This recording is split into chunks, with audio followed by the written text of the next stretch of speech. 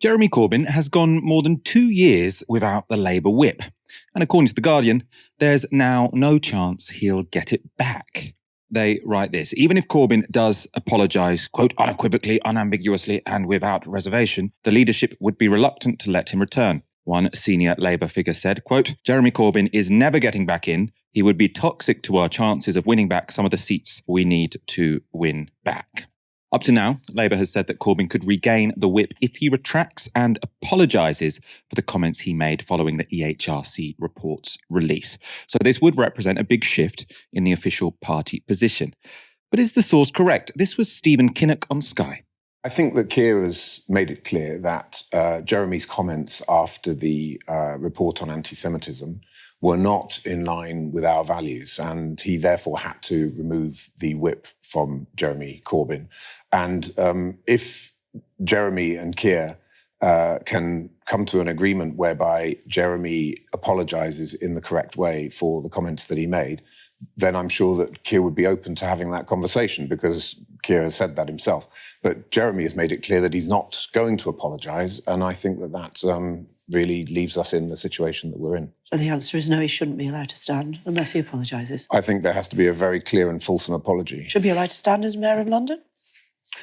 Well, if he's no longer a Labour MP, doesn't have the Labour whip, I guess Jeremy Corbyn is a free agent and is able to do whatever he wants to do. But I think what's absolutely clear is that we have an outstanding Mayor of London in Sadiq Khan. And, I'm sure that Sadiq would want to look to the future and make sure that London is in the hands of a Labour mayor who's going to actually continue to deliver for the people of London. The statement Corbyn is being told to apologise for in the correct way was, of course, all true, but apparently the truth can sometimes be inconsistent with Labour values. The question about Corbyn's standing for mayor was a reference to this piece in the Mail on Sunday. So the article headlined, Labour fears Corbyn may humiliate Keir Starmer by taking on Sadiq Khan in London mayoral election as a left-wing independent candidate in 2024. And the article says this: one key Corbyn ally said last night that the former Labour MP, currently forced to sit in as independent MP, was so popular that he could emulate Mr Livingstone's success in 2000 and defeat current Labour Mayor Sadiq Khan. The ally said, quote, Jeremy would win and plenty of people around him are urging him to do it. They are absolutely not going to admit him to the party, because even if he did walk over broken glass and offered up one of his kidneys to Keir Starmer and go, I'm so sorry, I'll never do it again, I'll never actually say the truth about what happened in terms of the weaponization of racism in order to discredit left leadership. He could do all of that, and then suddenly it would be about NATO, or suddenly it would be about trade unions, or suddenly it would be about something else. Keir Starmer has no political incentive to readmit Jeremy Corbyn to the party. It would piss off a bunch of right-wing MPs. And already you have had the kind of negative briefing against Ed Miliband, which has come from the right of the party. They want to just decimate whatever kind of soft left presence there is in the party programme, as much as having marginalised the left. And, Keir Starmer can't afford to piss them off. I think the balance of power inside the Parliamentary Labour Party means that he can't take on that fight and win, nor does he want to. He does not want to. He has, broken every pledge he stood for as a leadership candidate. He has distanced himself from Corbyn to the point where you almost go, hang on, are you physically, literally the same man who, was part of Corbyn's cabinet, who stood on a manifesto in 2019? And it was really clear that he'd been looking for a pretext to remove the whip. So no, he's not going to be readmitted to the party.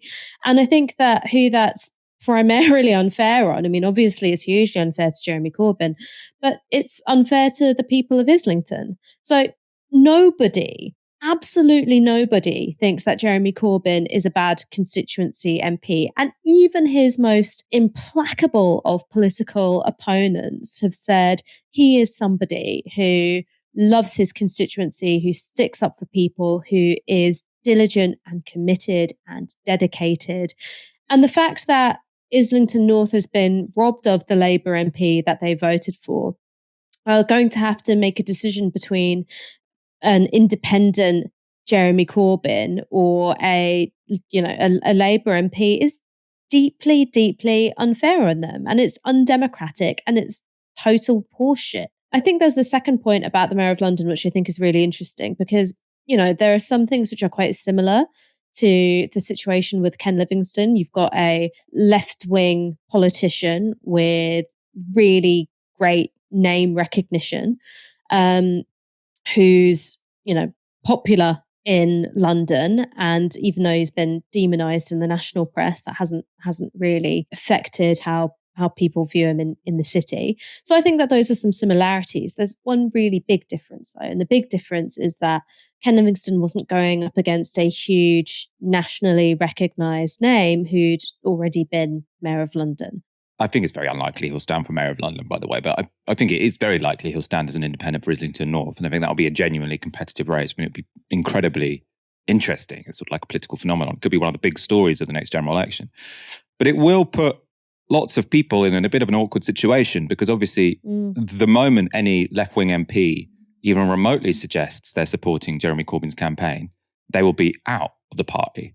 So, I mean, there are presumably some sort of right-wingers in HQ sort of licking their lips at the prospect of Jeremy Corbyn standing to be the MP for Islington North. And then, John McDonnell or Diane Abbott sort of coming out in support, and they say, finally, we have the pretext to kick out all of these left-wing Labour MPs that we didn't want in the party anyway. I mean, Momentum is another big can of worms. What are they going to do? That was an organisation that was sort of created to support Jeremy Corbyn's politics within the Labour Party. Is there just going to be this sort of code of silence when it comes to Islington North among all of these sort of MPs and official bodies? I mean, also, Labour HQ are going to be having a field day going through Twitter. Just any left-wing Labour member who says anything remotely positive about Jeremy Corbyn, that will be their exclusion letter. So, or has ever said anything positive about Jeremy Corbyn. I mean, look, I think the thing that is really important to point out is that there is no due process. There is absolutely no due process. If Labour HQ want to suspend somebody, expel somebody, bar them from, running in a candidate selection, they will find an excuse to do it. They will find an excuse to do it. They'll be like, oh, you said something nice about Jeremy Corbyn in 2017. It doesn't matter that your, current leader served in his shadow cabinet. There are totally different standards being applied because there is a political project to marginalise, isolate, and ultimately destroy the left. That's what they want to do. In terms of, what is it that the people of Islington North deserve? They deserve the MP that they voted for, which was Jeremy Corbyn as a Labour MP in the Labour Party. And just to tell you how absurd it is, he's not sitting as a Labour MP, but he is an MP and a Labour member who is generally voting in line with the Labour Party. It's because of, Keir Starmer, some, Alan Partridge voiced lawyer saying, no, you can't be in our gang, that the people of Islington North aren't getting the MP who they voted for. It's profoundly undemocratic. And that's also why I don't think you should trust this leadership when they say anything about democracy or what kind of democratic settlement we have.